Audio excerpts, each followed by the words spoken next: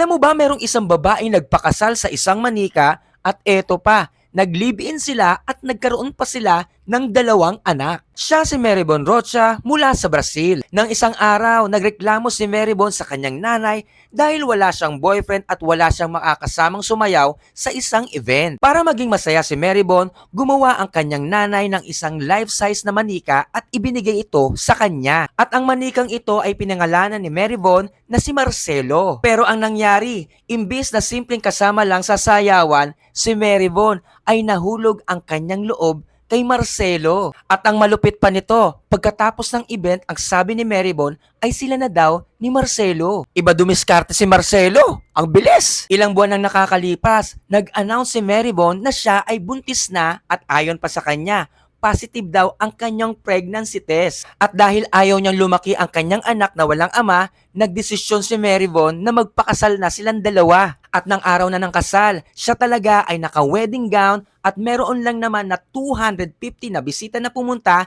at pagkatapos nun, meron din silang 1 linggong honeymoon. At makalipas naman ang ilang buwan, nag-livestream naman si Marybon at ipinanganak niya ang dalawa nilang anak ni Marcelo at assist ito ng nurse at doktor. Sabi ni Marybon, mabait naman si Marcelo pero hindi perpekto ang kanilang relasyon. Hindi naman daw siya inaaway ni Marcelo pero sobrang tamad daw at wala daw itong trabaho kaya si Marybon ang bumubuhay sa kanilang pamilya. At ang malala pa nito, nahuli daw ni Marybon si Marcelo na nang bababae sa hotel. Kaya bilang parusa, tinanggal ni Marybon ang eggplant ni Marcelo at ibabalik lang daw niya ito pag nagbago na si Marcelo. At kamakailan lang, nag-announce ulit si Marybon na nagsilang siya ulit ng kanyang pangatlong anak kay Marcelo. Ang sabi pa niya, magiging busy na raw ang kanilang buhay pero masaya silang nagsasama. Ang tanong, ito ba talaga ay uri ng kakaibang love story o sobra lang talaga lahat sa social media?